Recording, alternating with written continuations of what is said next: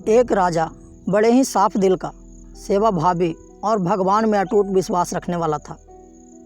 राजा को किसी भी चीज़ की कोई कमी नहीं थी। राज्य के सारे लोग राजा से बेहद प्यार करते थे और उसका हर कहा किसी हुक्म की तरह मानते थे। फिर भी राजा जैसे जैसे बूढ़ा होता जा रहा था, वो दुखी रहने लगा।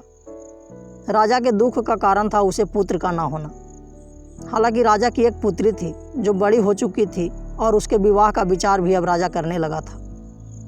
राजा अपने बुढ़ापे में संन्यास लेकर प्रभु भक्ति करना चाहता था, लेकिन उसके सामने सबसे बड़ी समस्या यही थी कि राज की बागडोर किसे सौंपी जाए।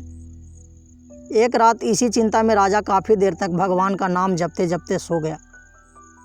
उस रात राजा को सपने में भगवान का साक्षात्कार हुआ और उसे अपनी सारी समस्याओं का समाधान मिला। सवेरे उठते ही राजा ने बड़े प्रसन्न मन से एक सभा बुलाई और ऐलान कर दिया कि उसके महल के दरवाजे पर कोई भी पहला आदमी आएगा, उसी से राजकुमारी की शादी की जाएगी और उसे ही राज्य का राजा घोषित किया जाएगा।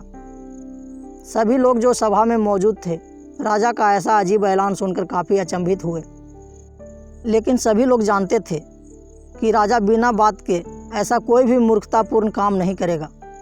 इसलिए उन्होंने राजा से ऐसा करने का कारण पूछा। राजा ने अपने रात के सपने के बारे में सबको बताया तो सबके मन का संदेह दूर हो गया।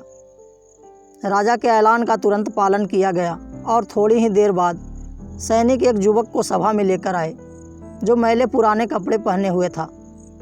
राजा के ऐलान के अनुसार गरीब को राजा बना दिया गया। राजकुमारी से उसकी शादी भी कर दी गई।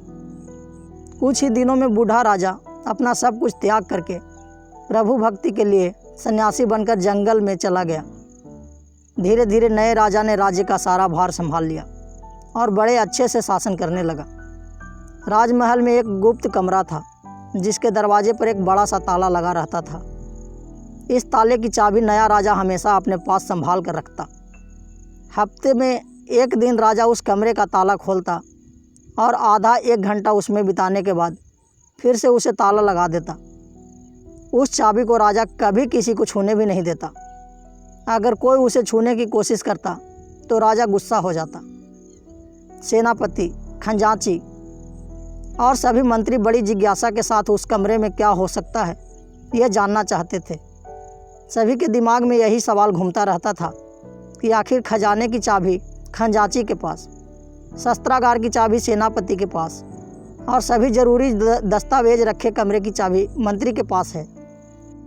तो आखिरकार राजा उस गुप्त कमरे की चाबी अपने पास लिए क्यों फिरते हैं और आखिर उसमें ऐसी क्या कीमती चीज़ है जो राजा किसी को नहीं बताते। इन सभी के लाख कोशिश करने के बाद भी राजा ने कभी भी उन्हें उस कमरे में क्या है उसके बारे में नहीं बताया। इन सभी ने जाकर इस बात की खबर रानी के कानों तक पहुंचा दी। रानी को भी जिज्ञासा हुई कि ऐसी कौन सी रहस्यमयी बात है जिसे राजा अपनी धर्म पत्नी से भी छुपा रहे हैं। रानी ने राजा से उस रहस्य को जानने के लिए हठ पकड़ लिया। रानी ने खाना पीना सब त्याग दिया। आखिरकार स्त्री हठ के आगे राजा को हार माननी पड़ी। राजा, रानी, मंत्री और सभी सभासदों को साथ में लेकर उस कमरे के पास पहुंचा और पहली बार सबके सामने उस कमरे को खोला। सभी देखकर हैरान थे क्योंकि उस कमरे में कुछ भी नहीं था सिवाय एक फटे पुराने कपड़े के जो दीवार पर टंगा हुआ था। मंत्री ने फटे कपड़े को अपने हाथ में लेते हुए राजा से कहा, महाराज, यहाँ तो इस फटे कपड़े के सिवा कुछ भी नहीं है। तब राजा ने कहा, यही तो मेरा सब कुछ है। जब जब मुझे किसी वस्तु का घमंड होने लगता है या जब मैं अपने आप को दूसरों से उत्तम समझने लगता हूँ, तब तब मैं इस कमरे में आकर अपने इन फटे पुराने कपड़ों को देखता हूँ और मुझे याद आ जाता है कि जब मैं इस राज्य में आया था तब मेरे पास इसके अलावा कुछ भी नहीं था और मेरा सारा घमंड खत्म हो जाता है। दोस्तों, ये कहानी हमें सिखाती है कि कैसे हम अपने भूतकाल को याद कर वर्तमान में गलतियाँ करने से बच सकते हैं। समय हमेशा बदलता रहता है, इसलिए हमें ये हमेशा याद रखना चाहिए कि कुछ अगर आज हमारे पास सब कुछ है तो वो हमेशा हम नहीं रहने वाला। इसलिए हमें हमेशा नम्र बने रहना चाहिए। अपना कीमती समय देने के लिए धन्यवाद।